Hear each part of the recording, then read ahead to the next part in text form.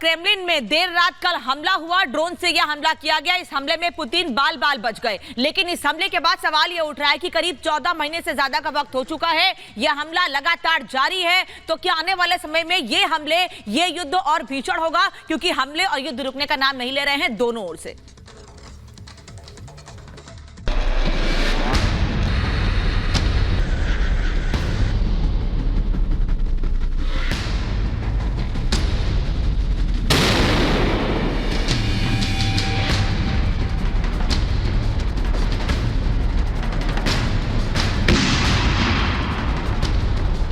Putin का गढ़, Zelensky की अकड़। क्रेमलिन पर ड्रोन, हमलावर कौन? फिदाइन ड्रोन ने पुतिन के किले को टारगेट पर ले लिया, जो किसी बड़ी साजिश का हिस्सा हो सकता है। रूसी राष्ट्रपति का कार्यालय क्रेमलिन एक किला नुमा जगह है। क्रेमलिन नाम का अर्थ है एक शहर के अंदर का किला। इसके अंदर और बाहर सुरक्षा के खास इंतजामात रहते हैं। शीत युद्ध के वक्त से ही क्रेमलिन की सुरक्षा इतनी चाक चौबंद है कि उसके बारे में कहा जाता है कि बिना अनुमति के क्रेमलिन के अंदर कोई परिंदा भी पर नहीं मार सकता। मेरे अंदाज के मुताबिक जो रशिया की स्टेट ऑफ एयर डिफेंसेस है, किसी यूक्रेनियन बड़े ड्रोन का यूक्रेनियन बॉर्डर से फ्लाई करना या फिनलैंड से फ्लाई करना और यहां तक अंदर तक इतने गहरे तक आना इम्पॉसिबल है, क्योंकि लेयर्स ऑफ डिफेंसेस में पेनिट्रेट करना। ज्यादातर लगता यह है कि कोई सूटकेस कोई लेके आ गया है, ड्रोन, सूटकेस ड्रोन, वहां आके लोकली छोटा ड्रोन प्लास्टिक का विद एक्सप्लोजिव्स छोड़ दिया है, कामाकाजी स्टाइल ड्रोन, और हमला करने की कोशिश की है। अगर ये 9 मई को करते तो वो ज्यादा घातक रिजल्ट्स हासिल कर सकते थे। पुतिन के सुरक्षा किले को भेद कर फिर भी ड्रोन दाखिल हुआ और क्रेमलिन के ऊपर जाकर ब्लास्ट हो गया। अब यह अटैक जिस जगह पर हुआ उस क्रेमलिन के बारे में और भी कई खास बातें जान लीजिए। दरअसल रूस की राजधानी मॉस्को में क्रेमलिन पैलेस है। इसे रूस का पावर हाउस माना जाता है, जो 25,000 वर्ग किलोमीटर में बना है और ये 2 मंजिला इमारत है। जमीन के नीचे 16 मीटर तक क्रेमलिन बना हुआ है। सुरक्षा के लिए 21 टावर लगे हुए हैं और कई टावरों के नीचे टनल बने हुए हैं। इमरजेंसी में टनल का इस्तेमाल किया जाता है।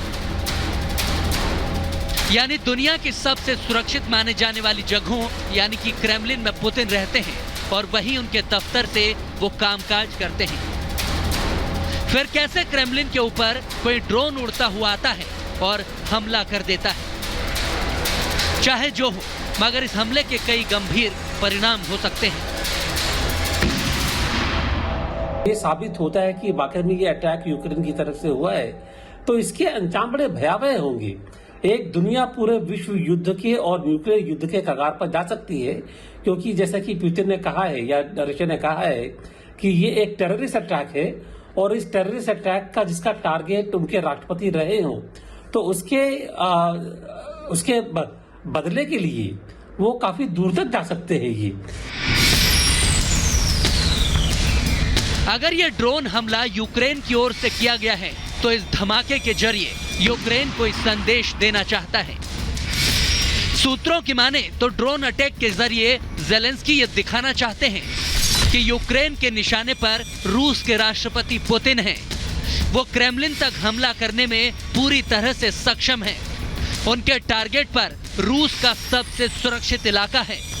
पुतिन को कमजोर दिखाने की भी कोशिशें हो सकती हैं और रूस की ताकत से यूक्रेन नहीं डरता। ये भी साफ तौर पर बताने की कोशिश है। यानी दुनिया जब रूस और यूक्रेन के युद्ध को शांत होता देखना चाहती है, तब इस हमले ने इसे और भी भड़का दिया है।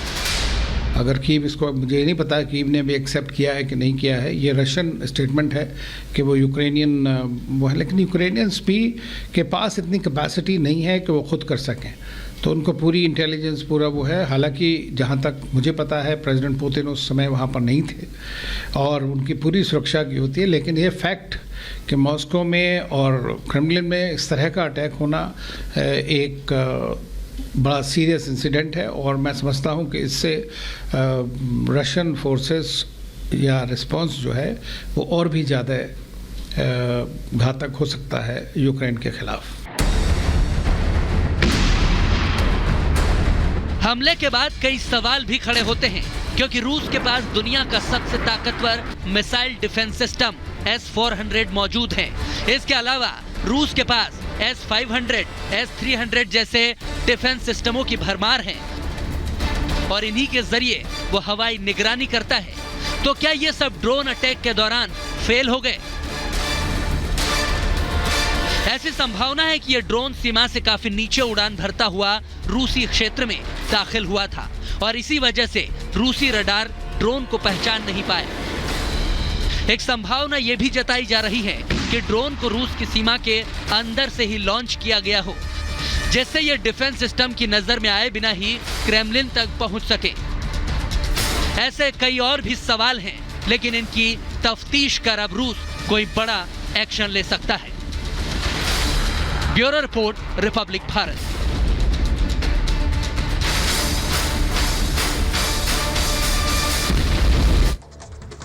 तो रूस क्या कोई बड़ा अब एक्शन लेगा? हालांकि जवाबी कार्रवाई रूस ने शुरू कर दी, लेकिन बड़ा सवाल खड़ा होता है कि जो एयर डिफेंस सिस्टम है वो फेल हो गया या फिर रूस की तरफ से कोई दूसरा खेल चल रहा है, क्योंकि रूस के पास मजबूत एयर डिफेंस सिस्टम है। रूसी रडार आखिरकार क्यों जो यूक्रेन की तरफ से भेजे गए थे ड्रोन उनको पहचान नहीं पाया, उन पर कोई कार्रवाई नहीं हो पाई वक्त रहते? ये बड़ा सवाल खड़ा होता है। S-400 है, S-300 है, ये रूस का बहुत ही ज्यादा मजबूत एयर डिफेंस सिस्टम है, लेकिन क्या ये फेल हो गया था उस वक्त? ये बड़ा सवाल खड़ा होता है। एयर डिफेंस सिस्टम ड्रोन को पकड़ने में आखिरकार क्यों नाकाम रहा? क्योंकि आधी रात को जिस तरीके से एक के बाद एक ड्रोन क्रेमलिन जहां पर पुतिन रहते हैं वहां पर गिराया गया, तो क्या रूसी एयर डिफेंस सिस्टम नाकाम रहा उन ड्रोन को देखने में, निगरानी करने में? अपने आप में बड़ा सवाल खड़ा होता है। लेकिन रूस की धरती से ही उड़े ये ड्रोन, ये भी एक बड़ा सवाल खड़ा होता है कि क्या रशिया की धरती से ही वो ड्रोन उड़े थे जो कि क्रेमलिन में गिराए गए थे? और बड़ा सवाल रूस की तरफ से खड़ा किया गया था कि क्या पुतिन की हत्या की कोशिश यूक्रेन की तरफ से की गई थी? अब